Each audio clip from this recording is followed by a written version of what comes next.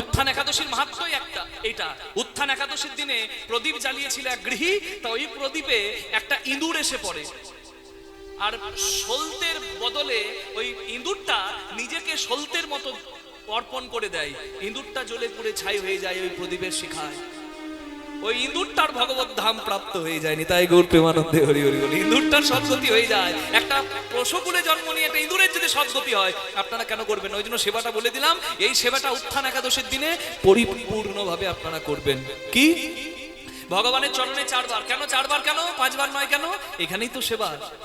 জেনে বুঝে সেবা করতে হবে, তাহলে সেবাতে ভালোবাসা জন্মাবে। না জেনে করলে সেবা ভালোবাসা জন্মাবে না। হরি বল। তাহলে চরণে 4 বার। কেন? ধর্ম, অর্থ, কাম, মোক্ষ, এই 4টেতেই জীবন শেষ। এই 4-এর ঊর্ধ্বে হলো পঞ্চম পুরুষার্থ, যার নাম প্রেম, যাহা দেবেরও দুর্লভ, যাহা বিনা কৃষ্ণ প্রাপ্তি নহিক সম্ভব। এই ধর্ম, অর্থ, কাম, মোক্ষের থেকেও প্রিয় আমার কৃষ্ণ ভক্তি। এইটা তোমার চরণে আমি নিবেদন করলাম। ধর্ম, অর্থ, কাম, মোক্ষ তোমার চরণে দিলাম, তুমি আমাকে কৃষ্ণ ভক্তি দাও। হৃদয়ে 2 বার। 2 বার কেন?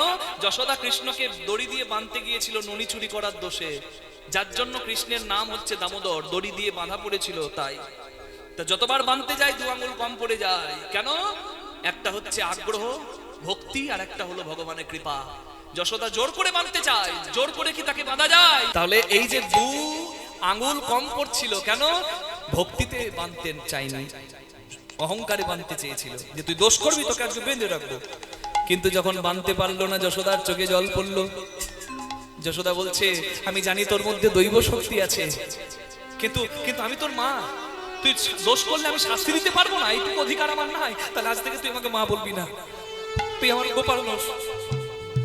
এই যখন যশোদা যখন কাঁদছে, কৃষ্ণ তখন হাত দুটো বাড়িয়ে দিল, মা এই নাও আমাকে ভাত দাও। এই চোখের জল পড়লো মানে কি? ভক্তি বিগলিত হলো।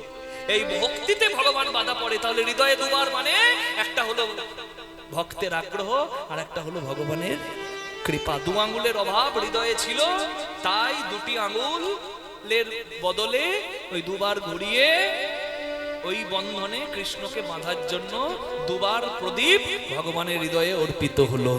আর বদনে 3 বার সত্য রজ তম 3 গুণ। এই 3 গুণ এবং আদি ভৌতিক আদি দৈবিক আধ্যাত্মিক এই ত্রিতাব জ্বালা থেকে তুমি আমায় মুক্ত করো। হরি বল। আর সারা অঙ্গে 7 বার মানে সপ্তম দ্বার পার হরি বৈঠত। মূলাধার থেকে সহস্রার পথ বড় কঠিন, ভজন মানে সংযম।